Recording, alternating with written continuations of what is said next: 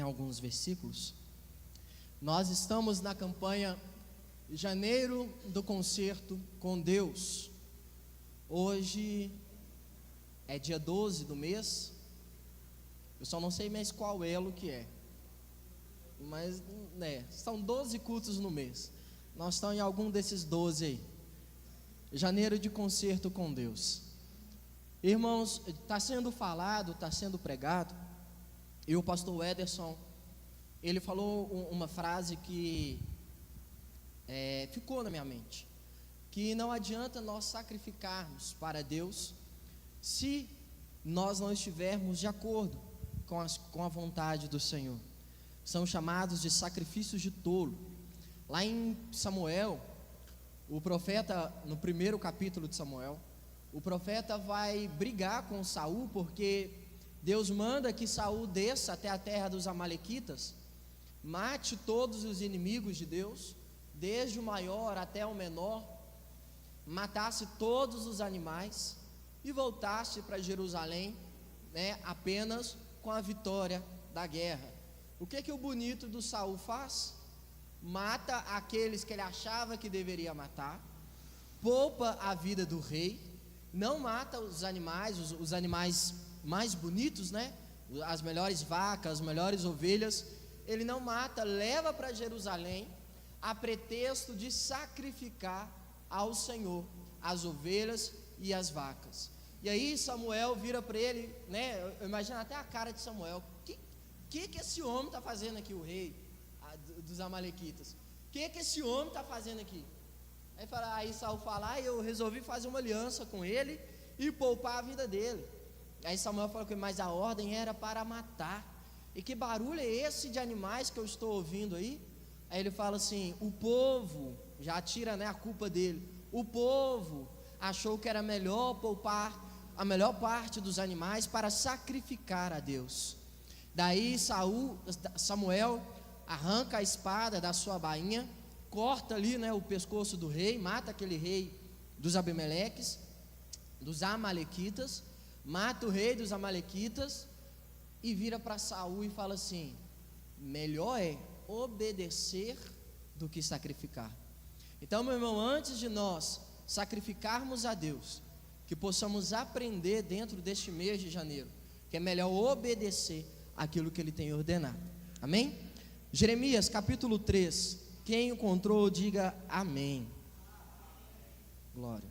Então fique de pé em reverência à palavra do Senhor Jesus. Você que não tem nenhuma doença, você que está doente, está liberado para ficar sentado. Amém? Jeremias capítulo 3 Jeremias 3, versículo 6 diz assim, o pastor levantou até correndo aqui, não estou doente não. Fala assim: disse mais o Senhor nos dias do rei Josias: viste o que fez a rebelde Israel?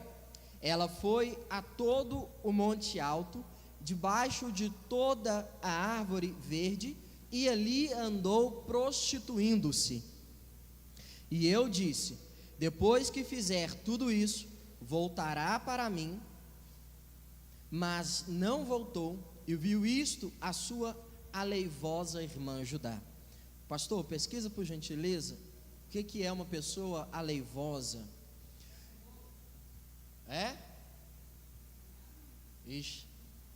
E vi que por causa de tudo isso, por ter cometido adultério a rebelde Israel, e despedi e lhe dei a sua carta de divórcio, que a aleivosa Judá, sua irmã, não temeu, mas se foi, e também ela mesma se prostituiu. E sucedeu que pela fama da sua fornicação, contaminou a terra, porque adulterou com a pedra e com a madeira. E contudo, apesar de tudo isso, a sua aleivosa irmã Judá não voltou para mim de todo o seu coração, mas falsamente, diz o Senhor.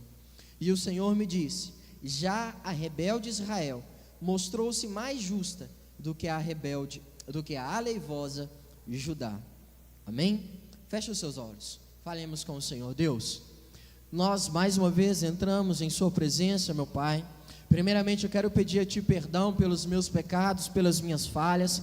Peço, meu Deus, que o Senhor venha ter misericórdia da sua igreja. Perdoa o pecado dos meus irmãos que estão aqui, Senhor. Meu Deus, que nessa noite o sangue de Jesus Cristo venha lavar e purificar cada um de nós das nossas iniquidades. Meu Deus, fazendo de nós alvos mais do que a neve, limpos, meu Deus, de maneira que o Senhor venha encontrar satisfação e prazer na sua igreja. Meu Deus, que nós possamos nos encontrar em um estado de aceitação, para que o Senhor venha se manifestar e revelar no nosso meio, que a presença do Senhor, meu Deus, venha ser verdadeira e real neste lugar, não porque merecemos, não porque, meu Deus amado, fazemos ou fizemos alguma coisa para merecer, mas sim, meu Deus, porque nós somos necessitados da sua presença. Nós somos, meu Deus, uma igreja, nós somos um povo que sem Ti não temos o que comer nem o que vestir. Nós somos, Senhor Jesus Cristo, uma igreja nessa terra que tem necessidade da sua presença. Meu Pai, vem sobre nós nessa noite,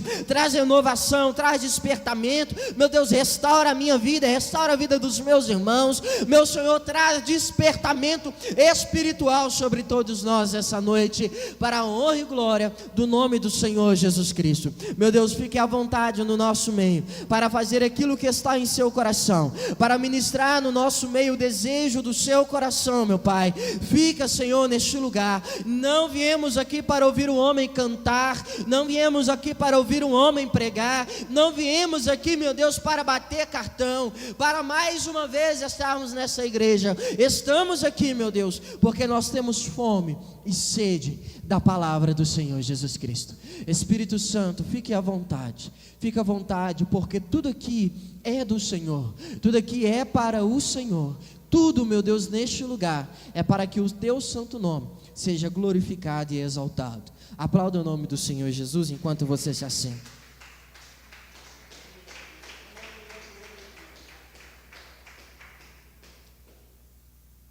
Amém. Pesquisou?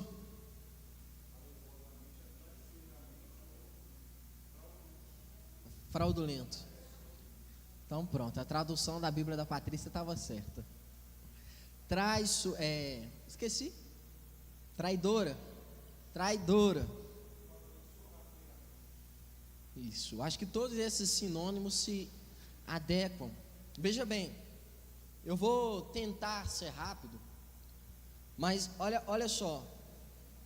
Nós estamos lendo aqui um cenário em que Israel foi dividido entre o reino do norte e o reino do sul, entre Israel e Judá. Eu comecei a dar um estudo, acho que foi em 2021, sobre isso, mas aí os irmãos desapareceram, eu não consegui concluir o estudo sobre a divisão dos reinos. Mas existe um tempo em que a nação, logo após a morte de Salomão, a nação se divide em dois reinos, porque uns queriam ser governados por um homem, outros queriam ser governados por outro homem, entre vários outros motivos que levou à divisão do reino. Mas um dos motivos foi esse. E outro motivo também é que uma parte da nação permaneceu fiel a Deus, enquanto a outra parte permaneceu infiel ao Senhor por uma boa parte de tempo. Nós vamos observar que em 1 Crônicas, 2 Crônicas, 1 Reis e 2 Reis, nós vamos ver que na maioria das vezes, Judá guardava os mandamentos de Deus, enquanto Israel se distanciava a passos largos da presença do Senhor. Mas também vemos que em alguns momentos, Judá também se afastava da presença de Deus. E agora nós estamos vendo como que os dois reinos do norte e do sul, os dois se distanciaram de Deus. Nós vemos aqui dizendo, o próprio Deus falando na boca do profeta Jeremias, que o próprio Deus falando na boca do profeta Jeremias, que Israel se afasta da presença do Senhor, e ela é chamada de rebelde por Deus. Ela foi a todo o monte alto, debaixo de toda a árvore verde, e ali andou prostituindo-se. Veja bem, quando Deus se refere à nação de Israel, quando Deus se refere à igreja, quando Deus fala do seu povo, que o seu povo está se prostituindo, Deus não está falando da maneira como nós entendemos a prostituição, embora tenha, a mesma ligação. Porque quando a gente fala de prostituição, o que é que você lembra? Lembra ali do centro de Belo Horizonte, do povo que vai ali, se vende e, aquela coisa toda, e tem um ato.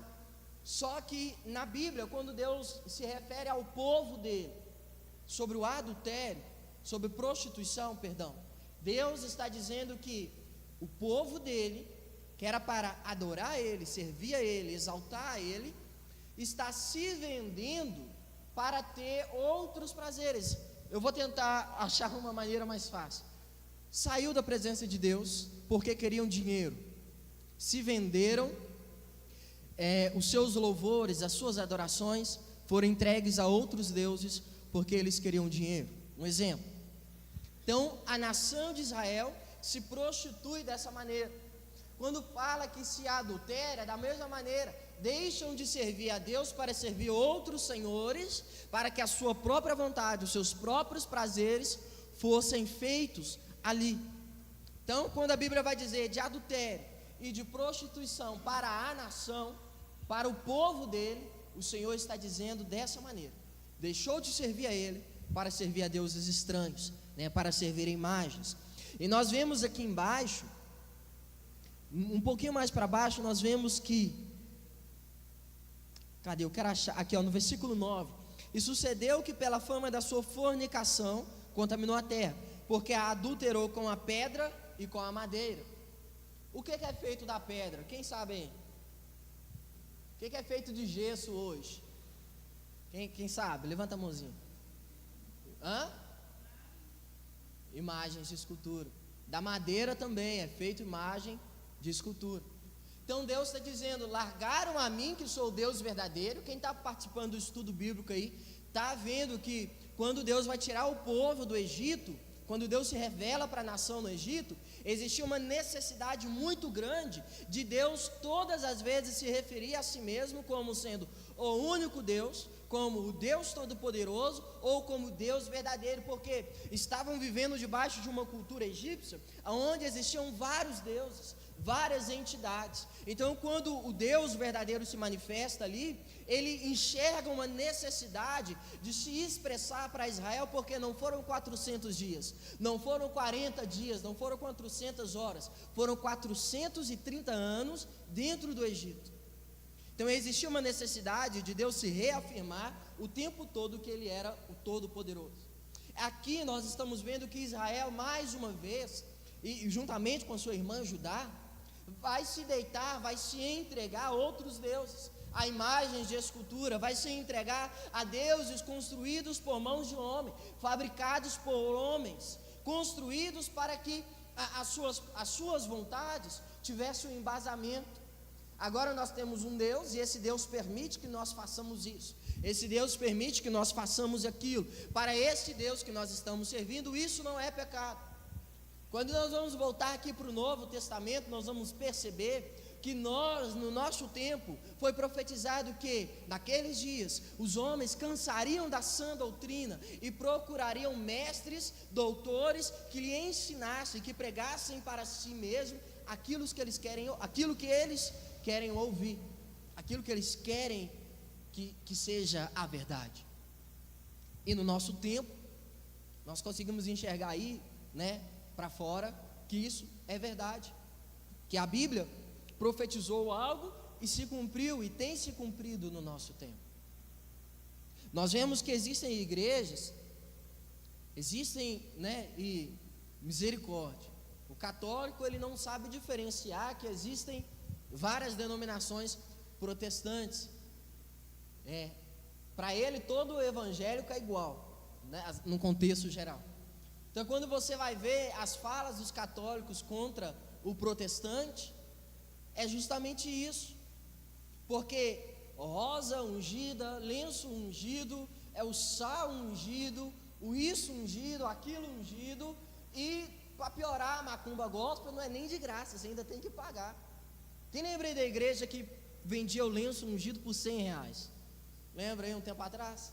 Tem muito tempo não, tem até uns 5 anos. Mais um pouquinho agora, um homem tomou uma facada, a camisa dele sangra, e a camisa dele, ele pega o sangue e vende, porque o sangue dele era santo. Então nós vemos, irmãos, que grandes denominações, grandes igrejas, elas vêm trazendo costumes pagãos, costumes mundanos, costumes hereges para dentro da congregação, e o povo vai aceitando essas coisas. O povo vai acreditando, vai tomando para si, e nós vemos que tomaram para eles como a verdade. Se você prega para um camarada desse, que é devoto desse homem aí, que eu não vou citar o nome dele, que é devoto desse camarada aí, fala para ele que esse homem é um herege, fala para ele que ele é um falso profeta, o que é devoto dele defende o camarada com unhas e dentes. Não porque ele me curou, não porque ele estendeu a mão, não porque ele fez isso, porque ele fez... Meu irmão, primeiro de tudo, quem faz é Jesus. O homem não faz nada. Se Deus não usar o homem não faz nada. Não tem poder para nada. Você quer um exemplo? Em Atos, uns varões judeus, né, como diz a minha Bíblia, uns varões judeus saíram para pregar, encontraram um homem endemoniado, eram 2 varões judeus, encontraram um homem endemoniado, estenderam as mãos e falaram assim: em nome de Jesus, a quem Paulo prega, eu te expulso. Aí o demônio na boca desse rapaz vira e fala assim: Paulo eu conheço, Jesus eu bem sei quem é, mas e você? Quem é você?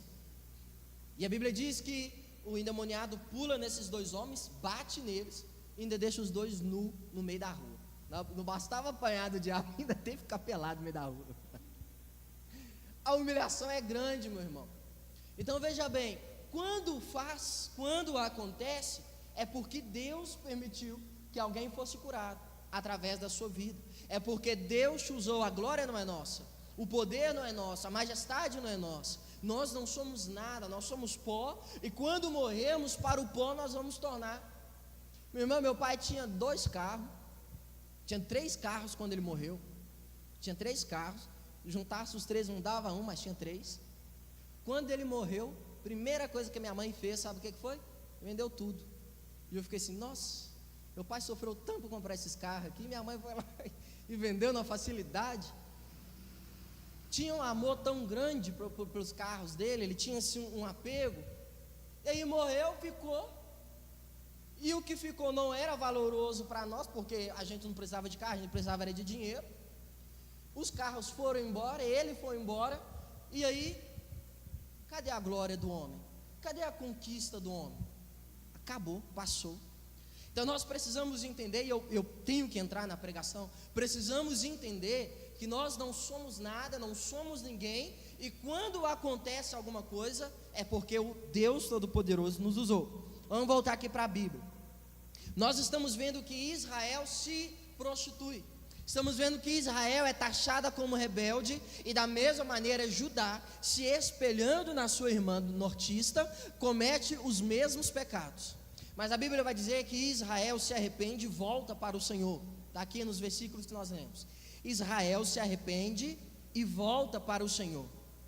Mas Judá, e olha que interessante, Deus fala assim: depois que fizer tudo isso, depois que cometeu o seu adultério, a sua prostituição, as suas idolatrias, vai voltar para mim.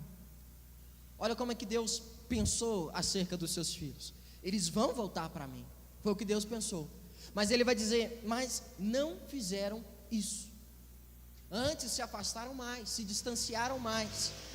Vi que por causa de tudo isso, por ter cometido adultério, a rebelde Israel a despedi e lhe dei a sua carta de divórcio. Meu irmão, o que é uma carta de divórcio?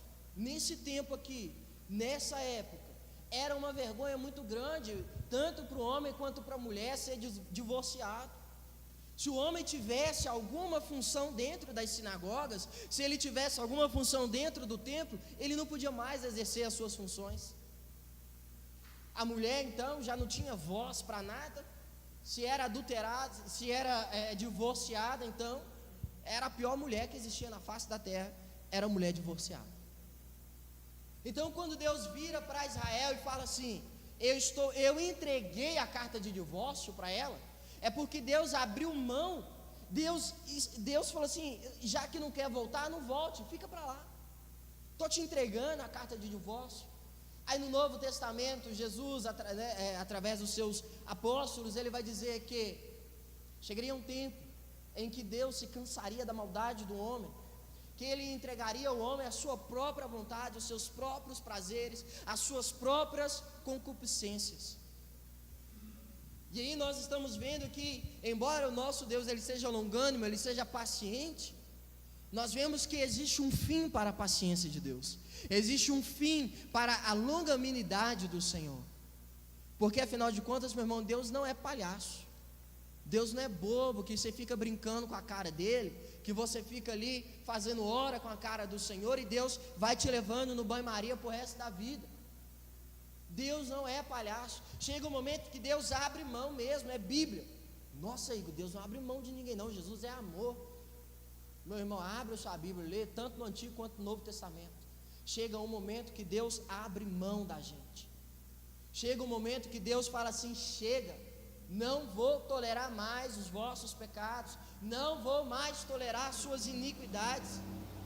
E nós precisamos entender, meu irmão, do que é pior do que Deus te corrigir, do que Deus te envergonhar e te trazer de novo, é você ser largado de lado, ser deixado de lado pelo Senhor, porque a Bíblia diz que Deus corrige a quem? Ixi, escola bíblica aí. Deus corrige a quem? Então, se Deus não está te corrigindo, você pode começar a pensar aí, viu? Se Deus não está te corrigindo, você pode começar a sentir medo, a sentir pavor. Porque, meu irmão, nós estamos falando de um mês de conserto. Nós estamos falando de um mês em que nós precisamos voltar, regredir, olhar os nossos caminhos, entender aquilo que nós temos feito, para que possamos experimentar qual seja a boa, perfeita e agradável vontade do Senhor. Nós precisamos dar um pause na nossa vida e analisar todo o nosso contexto. A minha vida está de acordo com a vontade do Senhor? Se tiver, glória a Deus. Aquele que está de pé, cuide para que não caia. Cuide para que não caia. Não é porque você está fazendo as coisas certas na presença de Deus que você pode sossegar e ficar calminho, não. Não. E outra, a igreja precisa entender que estamos vivenciando uma guerra. Nós estamos em uma guerra. Lá em Coríntios, Paulo vai dizer que nós fomos alistados em uma milícia. Milícia é guerra, é luta. Milícia é batalha, meu irmão. E eu vou te perguntar, olha para a sua vida, você não tem enfrentado batalhas no seu dia a dia? Você não está enfrentando problemas no seu dia a dia? Não está passando por tribulações? O seu filho está liberto? A sua mulher está liberta? O seu marido está liberto? Você está experimentando coisas boas do Senhor? Ou você tem experimentado coisas que o Satanás tem te oferecido? Como tem sido a vida do cristão contemporâneo? Porque hoje, eu assisti uma pregação, um pastor falando que para que culto todo dia? Põe culto no domingo e está bom. Meu irmão, não dá nem para entrar muito nesse detalhe, porque são poucos aqui que vêm todos os dias à igreja. São uns 5 que vêm todo dia de culto. E o que aconteceu? Porque no Antigo Testamento, no Novo Testamento, em Atos, Paulo ele começa a pregar, e Paulo prega, é um dia inteiro Paulo pregando. Os irmãos não conseguem ficar atentos a 1 hora de pregação. Isso quando chega a 1 hora, né? Quando é Sônia ou eu, o pastor ele prega 40, 30 minutos. Os irmãos não conseguem prestar atenção em 1 hora de pregação. Consegue prestar atenção em quem está lá fora, consegue prestar atenção em quantas vezes levantaram para beber água, consegue prestar atenção em um tanto de coisa, mas na pregação ninguém presta atenção. O que pregou no último culto? O que foi anunciado? Qual capítulo que leu? Qual foi a mensagem? Talvez o capítulo e o versículo é difícil de lembrar, mas qual que foi a mensagem? O que foi falado? E aí, meu irmão, nós vamos vivendo os nossos dias e não conseguimos prestar atenção em nada do que é oferecido na igreja. Paulo, ele pega ali o púlpito, né? E começa a pregar, um dia inteiro pregando, meu irmão. E tem um lá que era igualzinho os crentes de hoje. Não aguentou ouvir Paulo pregar, sentou na janela, falou assim: vou pegar um ventinho aqui fora aqui.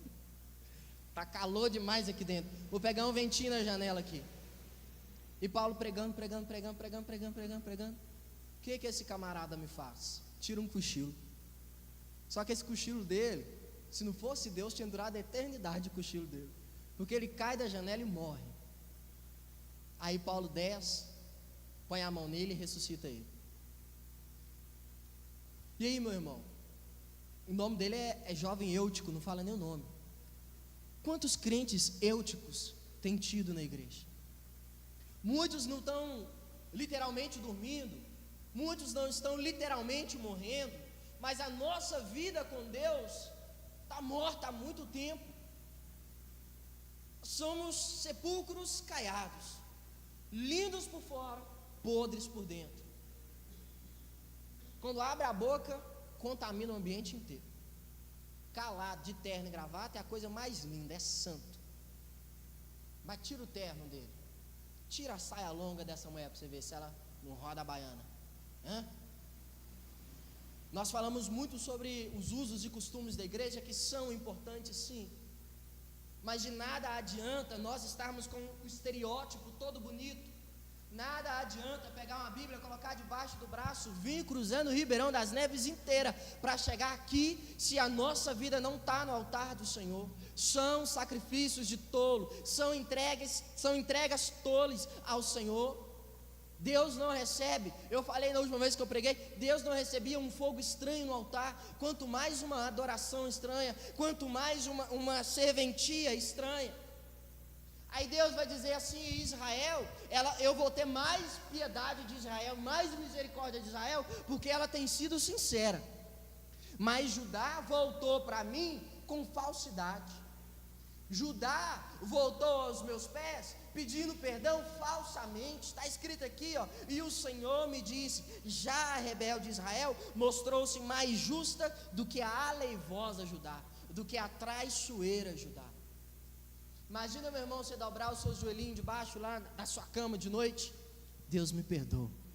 Aí Deus vira e fala assim: falso, traiçoeiro, traíra, né? A gente fala muito traíra hoje, né? Traíra, seu falso. Você já imaginou, meu irmão, você dobrar o seu joelho hoje: Deus me perdoa porque eu fiz isso, fiz aquilo, e da manhã você está fazendo a mesma coisa? Vou te dizer um negócio: não existe arrependimento no seu coração. Igor, você nunca pisou no meu coração. Você não sabe o que eu sinto. Não sei o que você sente, Deus sabe. Mas deixa eu te dizer, aquele que se arrepende verdadeiramente faz de tudo e mais um pouco para não voltar a um pecado. Lá em Apocalipse capítulo 21, se eu não estiver enganado, vai dizer que muitas das vezes somos comparados com uma cachorra que volta ao seu próprio vômito, e a porca que depois de limpa volta de novo à lama, a sua sujeira novamente. E aí vai dizer aos que estão de pé: cuidado para que não caia.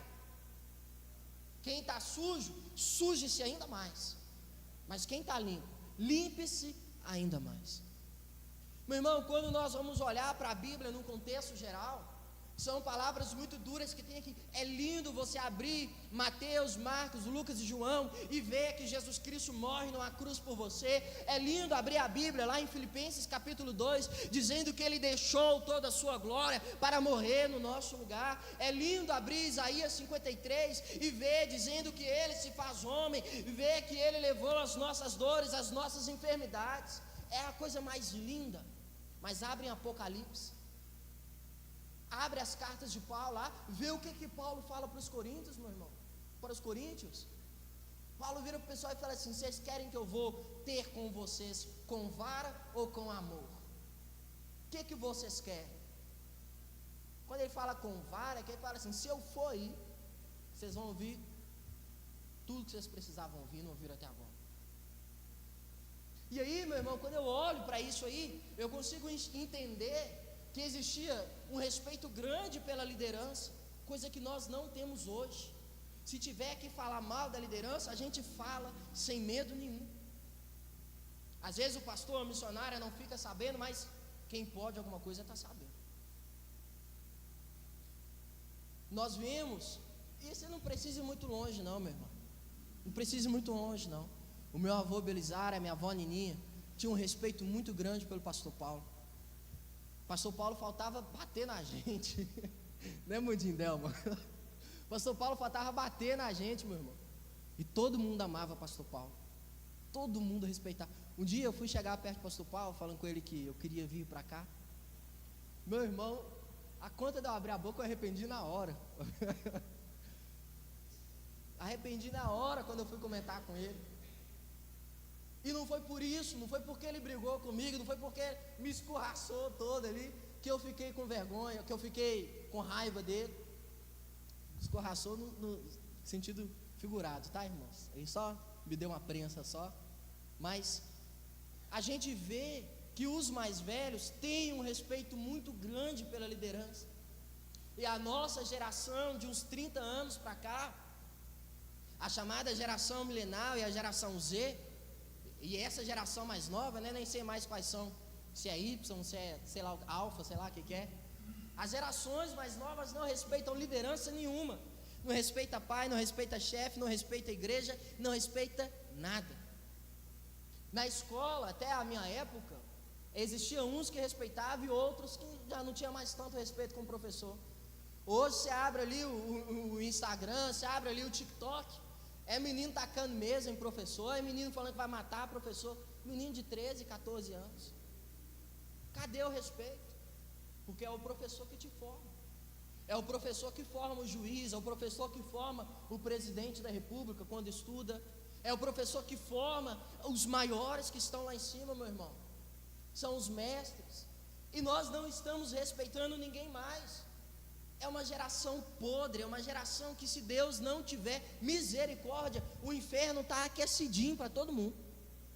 Está quentinho. Prontinho, está achando que aqui está quente? Lá está mais. Acha que a fornalha ali onde Sadraque, Mesaque e Abednego foram lançados era quente? Lá é mais. A Bíblia fala que lá é um lago de fogo e enxofre. Põe a mão no enxofre para você ver o que acontece com sua mão. Derrete. Acaba com sua mão todinha. No fogo não precisa nem falar, todo mundo aqui já queimou a mão no fogão. Hã? Então, meu irmão, nós estamos no mês de concerto. E me desculpa se você está achando que o que eu estou pregando são palavras duras, são palavras que muitas vezes machucam, ou talvez não também, talvez está nem aí porque eu estou falando. Mas nós precisamos entender a severidade do nosso pecado. Nós precisamos compreender o tamanho da gravidade do nosso pecado. Nós precisamos olhar para dentro de nós e entender quem é Deus, quem é o Senhor, quem é Jesus Cristo. Porque vamos passando os dias servindo de qualquer jeito, de qualquer maneira. É crente aqui na igreja, bate palma aqui na igreja, canta aqui na igreja, toca aqui na igreja, mas e lá fora? E lá fora, o que é que nós temos sido? E dentro das nossas casas? O que nós temos sido, o que nós temos feito, meu irmão? Deus vai cobrar da gente. Deus vai cobrar. Aí você vai ver gente aí, mas se Ele é amor, por que Ele vai cobrar? Se Ele é tão bondoso, por que Ele não perdoa? Primeiro de tudo, Ele é Deus e não tem obrigação com nada. Ele é Deus. A obrigação dele é com a palavra dele. Maior de tudo. Você já mete isso aí. E outra coisa, Ele é santo. Se Ele aceitar o pecado, a santidade dele vai para onde? Se Ele aceitar as maldades, vai para onde? Então aí Ele vai se tornar mentiroso, porque a Bíblia diz que Ele não vai aceitar as maldades. Mas se Ele passa a aceitar, Ele se torna mentiroso, se torna pecador e acabou Deus. Então, meu irmão, assim, a igreja precisa entender, Ele é Deus. Ele é Deus.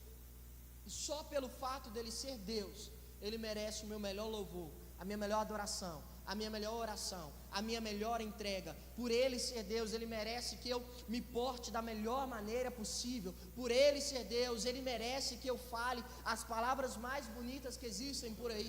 Por Ele ser Deus. Não é porque Ele vai te dar casa, não é porque Ele vai te dar o céu, não é porque Ele vai te livrar do inferno, não é por nada dessas coisas, é porque Ele é Deus. Deus não te deve favor, Deus não te deve satisfação. Olha para Jó. Olha para Jó. Jó, meu irmão, é uma história muito impactante. Jó impacta muito, porque Deus está lá no céu, e a Bíblia vai dizer que os filhos do Senhor eram um dia de se apresentar a Deus, e também foi Satanás na presença do Senhor. E aí o Senhor olha para a cara do capeta e fala assim: e aí, Satanás, de onde você veio? De andar e rodear a terra. Tem visto o meu servo Jó? Homem íntegro, reto e temente a Deus, não há nenhum como ele. Aí o diabo já lança: claro, até eu.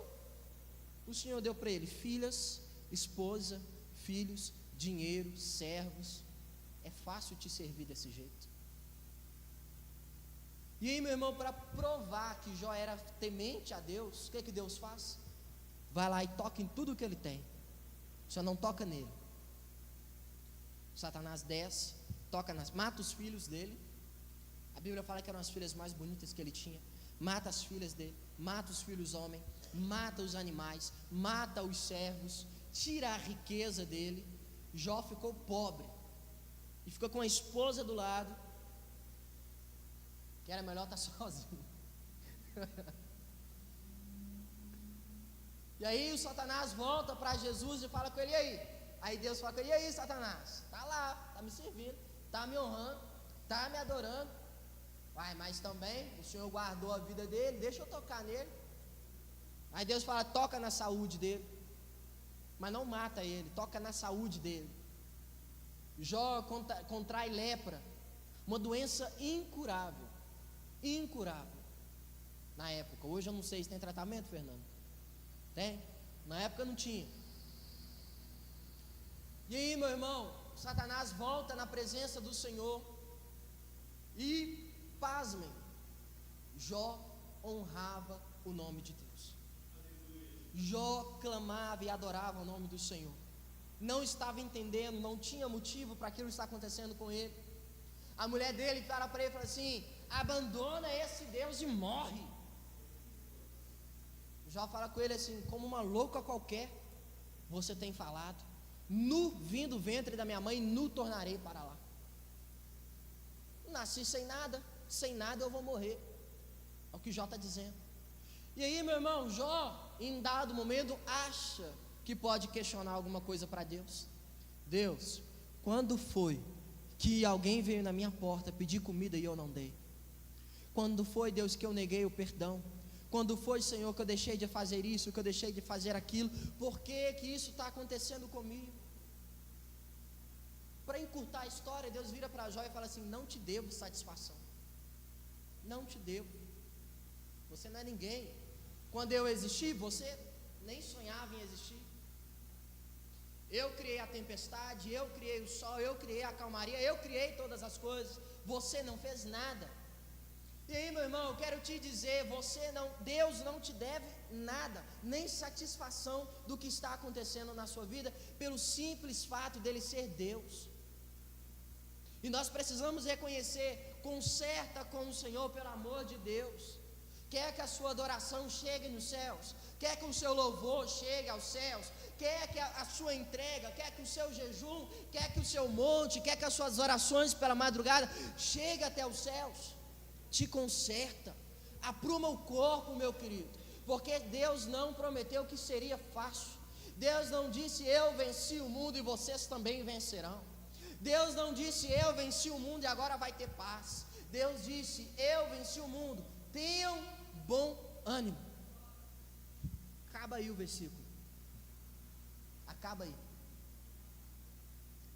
E aí acontece que muitos acham que no momento em que levanta a mãozinha, que aceita Jesus como o único suficiente Salvador, ou quando desce nas águas do batismo, muitos acreditam que os problemas não vão mais surgir.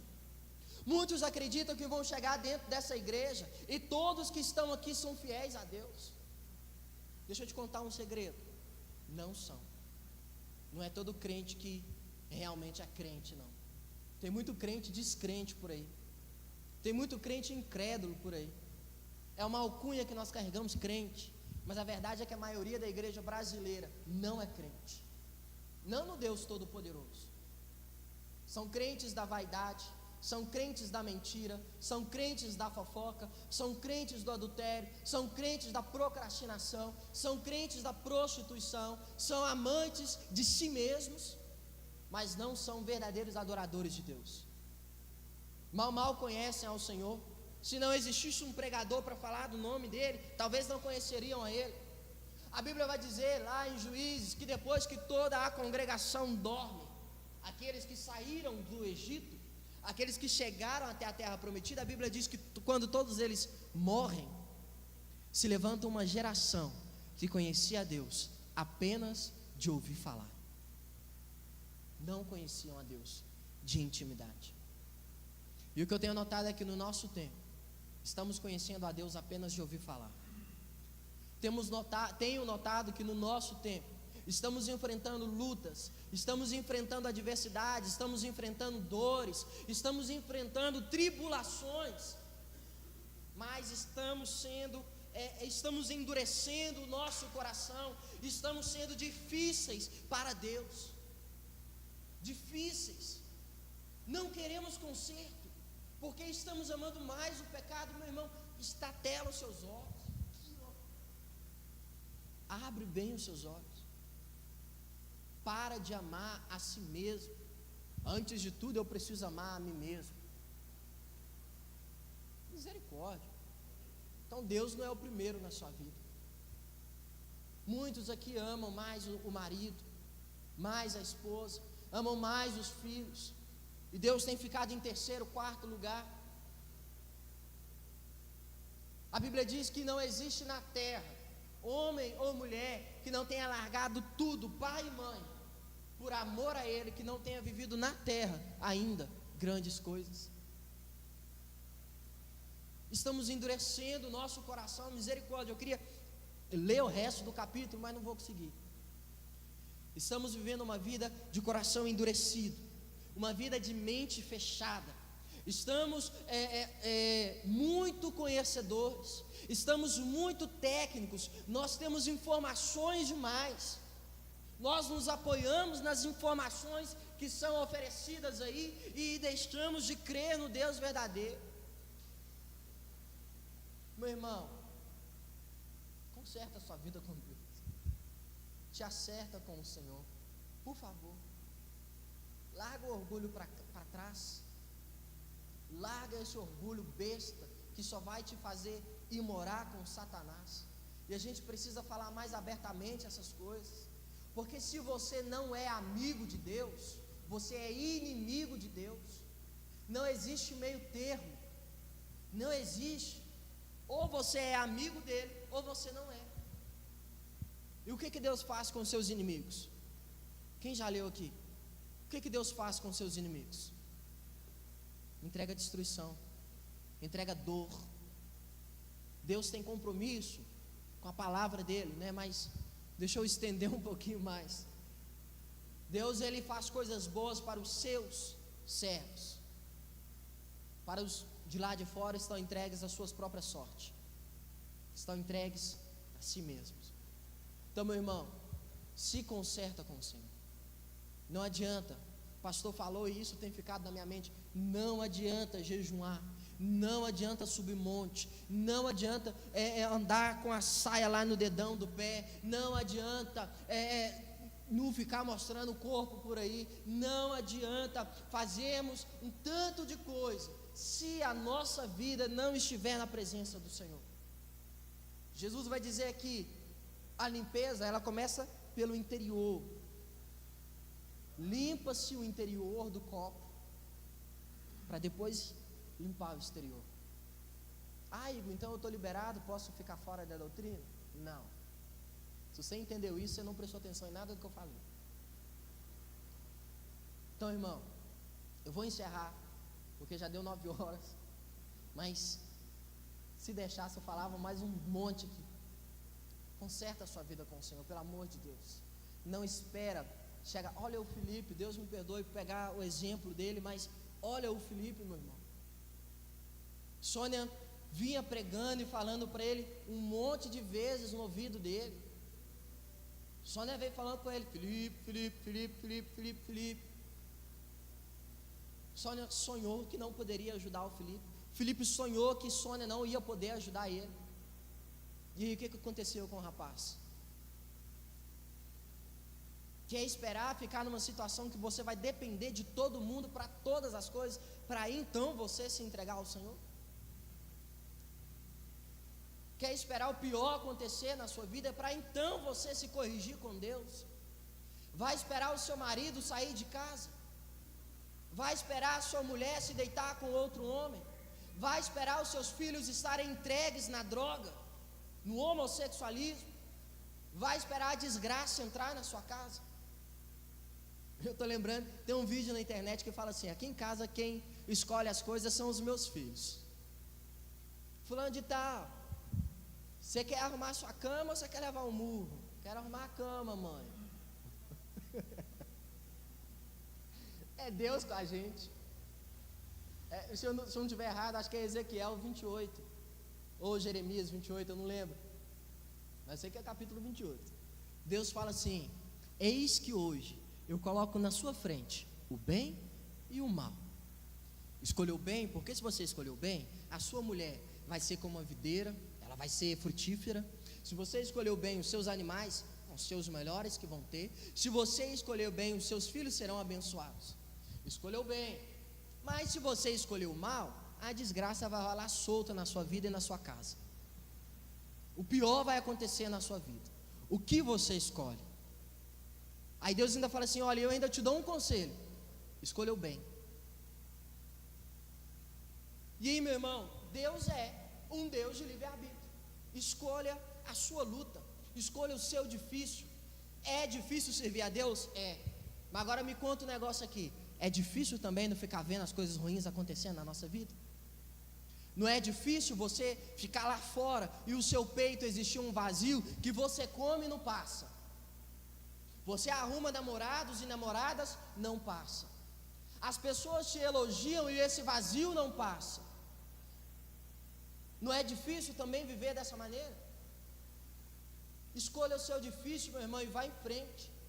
E eu espero verdadeiramente que eu e você consigamos nos corrigir em janeiro, para que a partir de fevereiro nós possamos entregar um louvor aceitável para Deus, para que a partir de fevereiro nós possamos entregar para Deus algo que Ele olhe para nós e fale assim: glória a mim mesmo por esse povo estar me servindo verdadeiramente.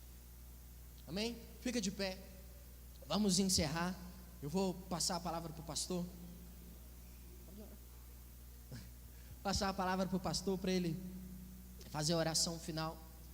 E eu gostaria que a Amanda, se Deus tiver alguma coisa, fique à vontade. Sônia, tá? Fique à vontade. Não tenha pressa para ir embora, mas